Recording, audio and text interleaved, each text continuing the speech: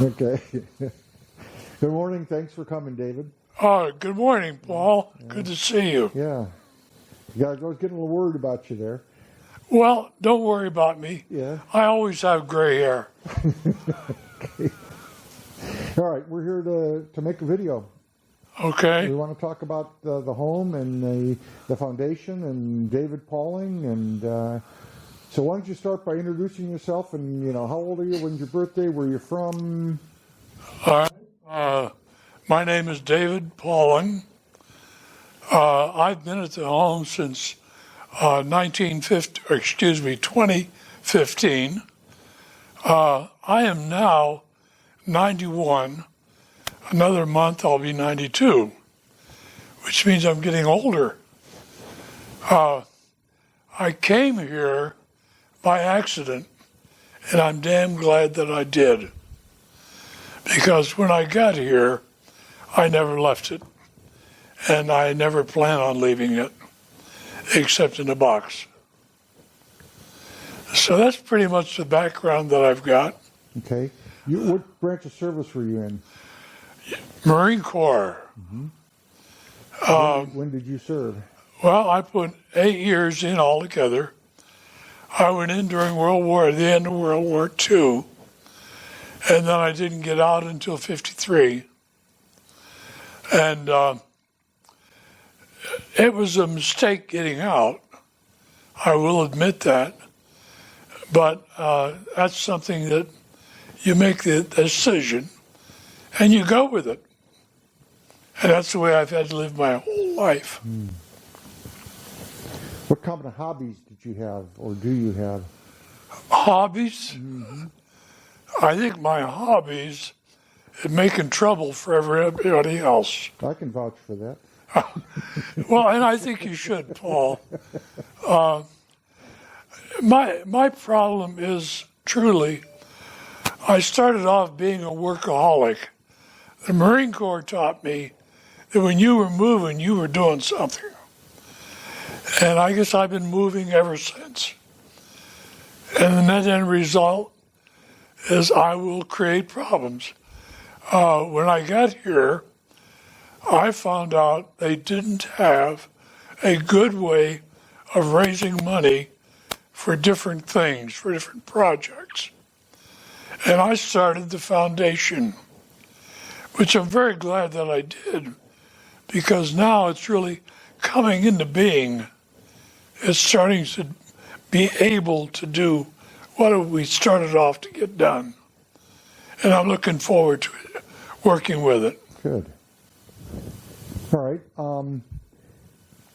Let's talk about the amenities at the Armed Forces Retirement Home. What do you know about them? Which ones do you use? Which ones do you hope you never have to use? Okay, well, we won't talk about those. My health is not great. I'm pretty good for 92. I'm sort of sneaking that month in. But my only interest right now, believe it or not, is to make damn sure this home is here for as long as I need it. Mm-hmm. And I'll let somebody else worry about it after that. Mm-hmm. But what amenities are there at the home that make it attractive to you and to other people? Why would somebody come here? What does the home offer besides room and board? Well, the big thing I think that the home offers is it sort of restores a mental attitude that we had when we served in the service. And when you're outside and you're meeting with people that have never served, they don't understand that because you don't feel comfortable talking about it. At least I don't. And I still don't enjoy it. I won't say won't enjoy. I still don't talk about it. How about the food? The food is good. Will I say that it's a gourmet meal every serving? No. but some of them are a heck of a lot better than the others. And that's normal. It was normal when I was in the service. What else can I do, you know? Are you trying to tell me that the food here is mess hall food, like we were in the service, or In my mind, in it the field is. food, or what? In my mind, it is. Uh-huh. You have to understand, Paul, my life was really a very, very busy one, my whole life. Because as I said earlier, I am still a workaholic. When I got out of the Marine Corps, the first thing I started doing was structural iron work. 3 months later, I was made a crew chief. A year later, I was taking on small jobs completely. I ended up with construction companies, and that's how I started my life. And I kept going with different projects. I actually joined with Textron, and I went to Europe and all over South America and the Pacific, buying and selling patents and trademarks for them. Mm-hmm. It was a major corporation. It was a pretty big job. I did that for 8 years. And then I started buying small companies and making them bigger. And I did that until finally President Reagan bankrupted me. I had a manufacturing plant in Phoenix, Arizona, making bridge cranes and all kinds of conveyor equipment. He put the copper mines on strike. I ended up with a $2 million contract with the copper mines that I couldn't deliver, that I had built and were sitting on my floor ready for delivery the day they went on strike. And this was before you came in the home. Fortunately, it was. Mm-hmm. Mm-hmm. How about the staff? I mean, the security and cleaning and food and, you know, all the medical staff. I have, I will say, good satisfaction in every various entity of medical equipment and staffing this year. Fortunately, the Veterans Administration Hospital is just literally across the street from here. And I can kind of use the local facilities when I need them, but I've got the backup of the heavy requirements just across the street. You can't live any better than that. And you use the service at the home here to take you back and forth to the hospital, local Absolutely. hospital. Right. And what about the cleanliness and the security and the safety and other, you know, I mean, there's a lot of staff running around here that are trying to make your life better. Are they is it working? I will say that I am extremely pleased. You get to know them personally, and you find out that most of them are so committed to this place that they make your life a little better each and every day. What do you know about about how the staff is composed as far as programs to help disadvantaged people? Well, because our count right now, because of the fact that we have some vacancies available, we're not loaded, so the staff is really working with a much smaller demand than it would be if we were full up. Mm. And that's what we really want to get to. We want to start bringing people in, younger people particularly. And we want to do that because we want to assure that this home will last forever. Yeah, I've heard rumors that 80% of the staff is disadvantaged. And I didn't know if you'd heard the same thing. I don't know what the number was. I can see some of them that have some problems or challenges, if you will. But heck, I can look in the mirror and I've got my own challenges physically. You mentioned medical care being kind of high on your list because of your age. More than my age. Right. Now, you mentioned about the wellness center being able to take care of some of your needs and then having to go to the local hospitals to take care of the rest of it. But there's a lot of other things in the home that relate to medical, like dental and optical and long-term care and stuff like that. Can you talk about that at all? Well, I use the optical department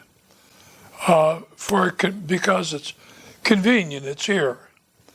And if it's just something small, if it's anything serious, I go right back to the VA because I am 100% disabled. Mm-hmm.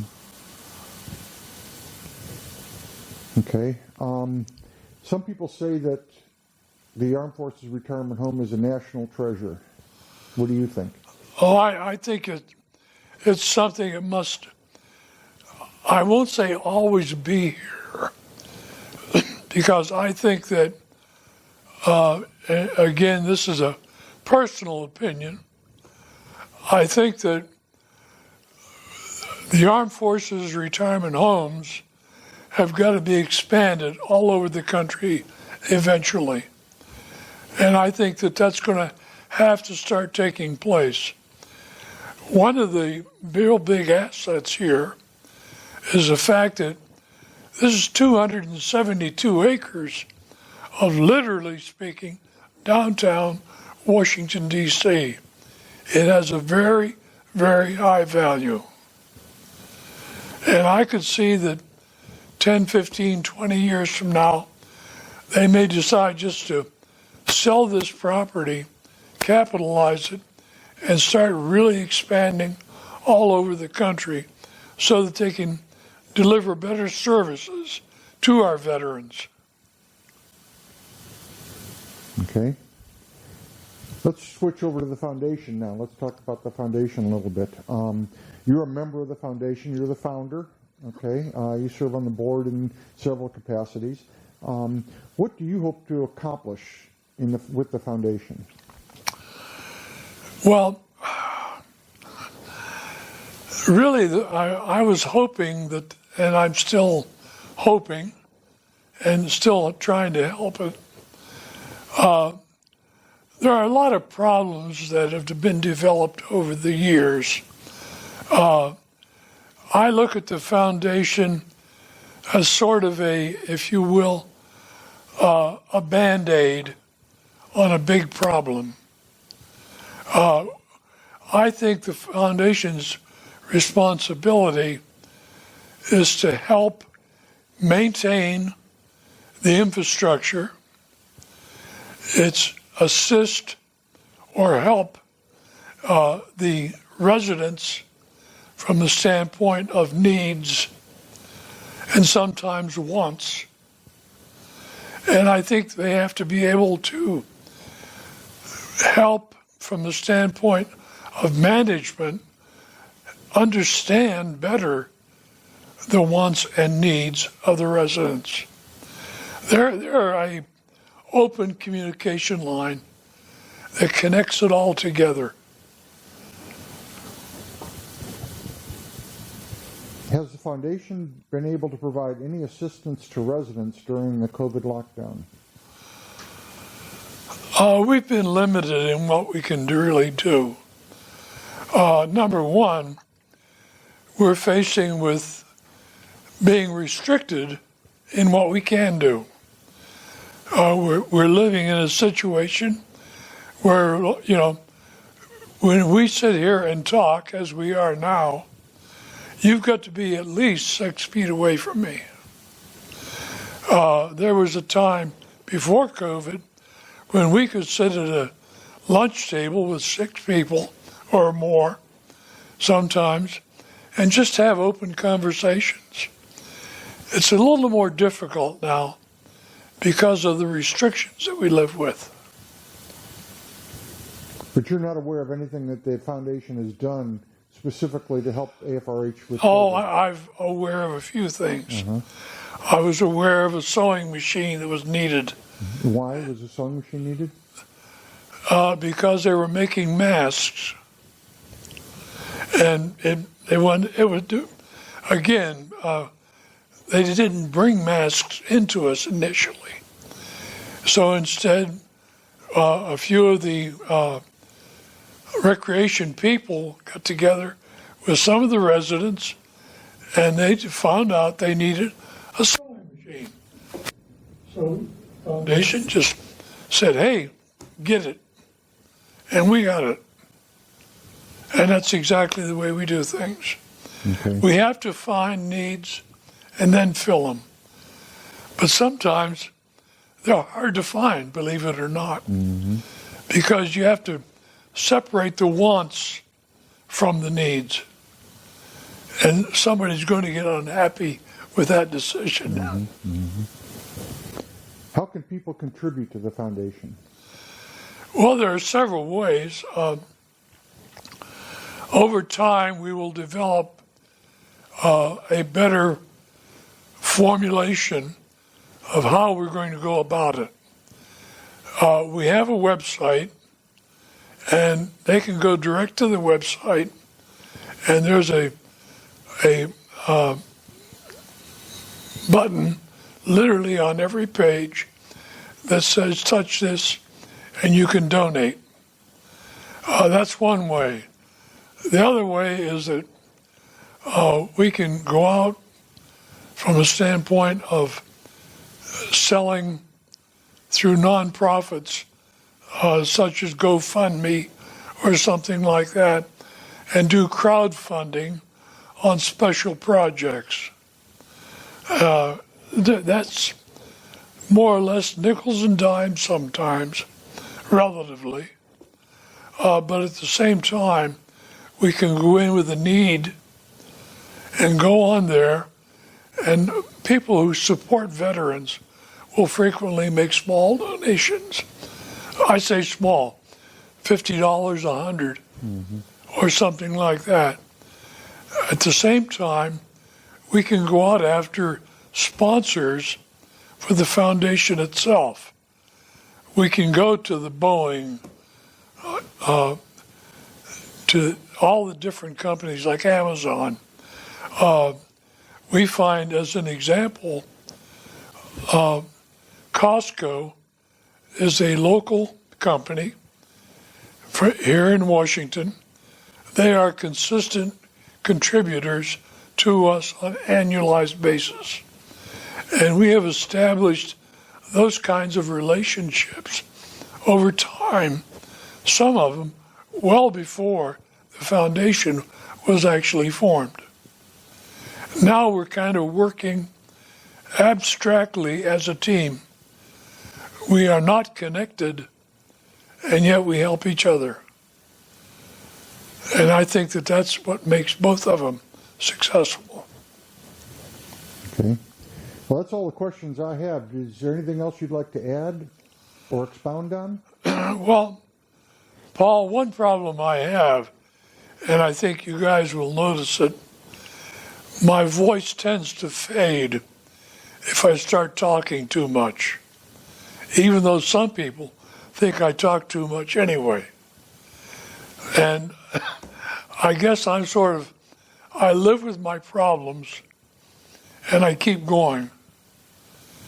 And as I said earlier, I probably am a prime target for COVID-19.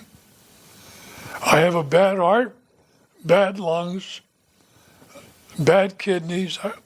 I've developed lung cancer. That's not something I'm looking forward to. But despite that, I'm living far longer than I thought I would. That's a good thing. I hope it is anyway. Okay, well, thank you for your help. It was an enjoyable conversation. Well, I hope I didn't talk too little.